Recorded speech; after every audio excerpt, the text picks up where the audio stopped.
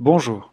Aujourd'hui, nous allons voir la définition ainsi que quelques propriétés de la fonction dite inverse. La fonction inverse, c'est la fonction définie par f de x égale 1 sur x. Son ensemble de définition, c'est l'ensemble de tous les nombres, sauf 0.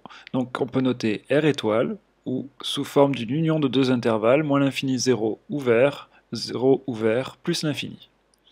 Intéressons-nous maintenant à son tableau de valeurs. On peut écrire quelques valeurs de x et chercher leurs images. L'inverse de moins 4, c'est moins un quart. L'inverse de moins 1, c'est 1 sur moins 1, c'est-à-dire moins 1. L'inverse de moins 1 demi, c'est moins 2 sur 1, c'est-à-dire moins 2. Le seul nombre ici qui n'a pas d'image, et pour lequel il ne faut surtout pas écrire quoi que ce soit comme image, c'est 0, puisque 1 sur 0, cela n'existe pas. Dans l'ensemble des nombres positifs, nous avons un demi qui va avoir pour image 2 sur 1, c'est-à-dire 2, 2 qui aura pour image 1 demi, etc., etc. Dès lors qu'on a un tableau de valeurs, on peut s'amuser à construire la courbe représentative de la fonction inverse. Cela va donner quelque chose ainsi. Ainsi, 1 a pour image 1, 1 demi a pour image 2, 1 tiers va avoir pour image 3, etc. Et même chose dans les négatifs. Moins 4 a pour image moins un quart sur l'axe des ordonnées. Donc on retrouve les valeurs du tableau ici. On se rend compte que la courbe va se rapprocher de l'axe des ordonnées sans jamais le toucher, puisque 0 n'a pas d'image, à la fois d'un côté et de l'autre. Et ici, pour les x grands positifs, la courbe va se rapprocher de l'axe des abscisses. Ainsi, 1 sur 1 milliard, ça fera 1 milliardième, donc on sera très proche de l'axe des abscisses sans jamais le toucher.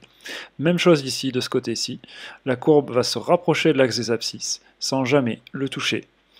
Cette courbe est appelée une hyperbole. Intéressons-nous maintenant aux variations de cette fonction inverse. Le tableau de variation correspondant à cette courbe est un tableau dans lequel nous aurons deux flèches pour signifier que la fonction est décroissante sur l'ensemble des nombres négatifs.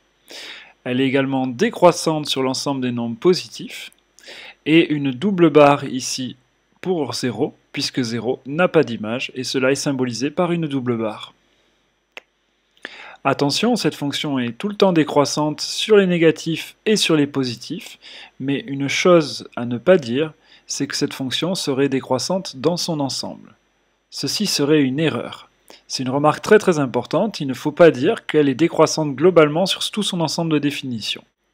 Par exemple, si on regarde l'image de moins 1, c'est moins 1, l'image de 2, c'est 1 demi, et on se rend compte que les inégalités ici restent dans le même sens.